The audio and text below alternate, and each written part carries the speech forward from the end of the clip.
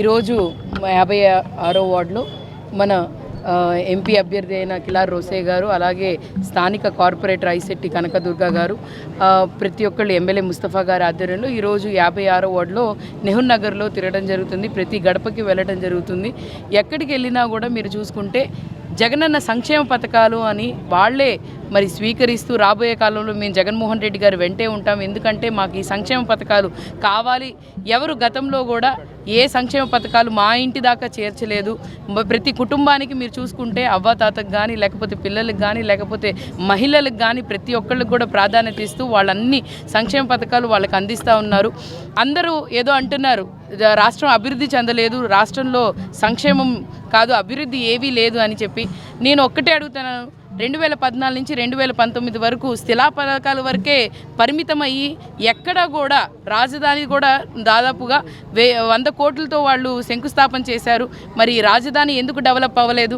అదేవిధంగా ఎక్కడికి వెళ్ళినా కూడా శిలాఫలకాల వరకే ఉంది.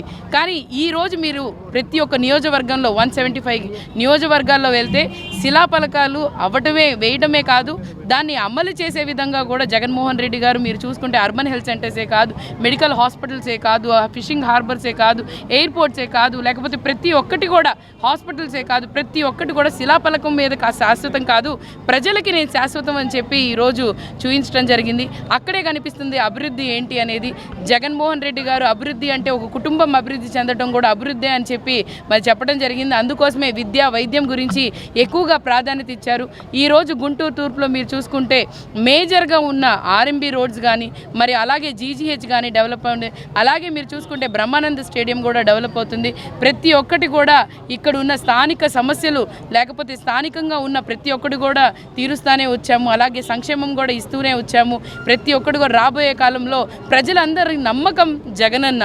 ఆయన మాట ఇచ్చారంటే మాట తప్పరని చెప్పి వాళ్ళ నమ్మకం. ఆ నమ్మకాన్ని ఒమ్ము కాకుండా 2019లో అన్ని సంక్షేమ పథకాలు అందించారు.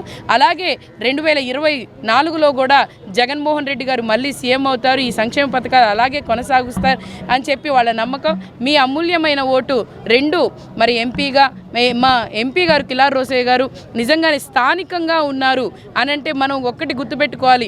గతంలో టీడీపీ ఎంపీ అయిన గల్లా జయదేవ్ గారు నిజంగానే మన గుంటూరు జిల్లా అభివృద్ధి చెందలేదు అని అంటే ఆయన నిర్లక్ష్యం వల్లే. ఒక్కసారి వచ్చారు, 2 సార్లు వచ్చి మనకి ఓట్లు వేసేటప్పుడే అడిగారు తప్ప దాని తర్వాత మన సమస్యల గురించి కానీ ఎప్పుడు కూడా ఆయన మన దగ్గరకు వచ్చి అడిగిందే లేదు. 5 కోట్ల రూపాయలు, నాకు తెలిసి 5 లక్షల రూపాయలు కూడా ఆయన గుంటూరు మరి ఎక్కడ గుంటూరు జిల్లాలో ఎక్కడ తెచ్చుండరు. ఏదో వస్తారు, పెడతారు, ఆ టైంలో పెట్టేసి మళ్ళీ సంపాదించుకొని వెళ్ళిపోవటం తప్ప ప్రజల గురించి ఆలోచించే వ్యక్తి కాదు. అలాగే ఇప్పుడు స్థానిక మళ్ళీ ఇంకో ఎంపీ గారు వస్తున్నారు. ఆ ఎంపీ గారు కూడా ఏంటంటే డబ్బులు ఆర్భాటం అది చూపిస్తున్నారు తప్ప ఆయనకి స్థానికంగా ఇక్కడున్న సమస్యలు తెలియవు. ఏదో వచ్చి ఎవరో నిజంగానే ఏదో స్క్రిప్ట్ రాసినంత మాత్రాన చెప్పినంత మాత్రాన ప్రజలు నమ్మే పరిస్థితుల్లో లేరు. ఎందుకంటే ప్రజలకి తెలుసు ఎవరు స్థానికంగా ఉన్నారు, ఎవరు మాకు అందుబాటులో ఉంటారు. పిలిస్తే పలికేటట్టు ఉండాలి. అలాంటి వ్యక్తి మా కిలార్ రోసయ్య గారు. ఖచ్చితంగా రానున్న రోజుల్లో మీ అమూల్యమైన ఓట్లు 2 కూడా ఒక ఎంపీకి, ఎమ్మెల్యేకి, మీ ఇంటి ఆడబిడ్డగా నన్ను ఆశీర్వదించవలసిందిగా కోరుకుంటున్నాను.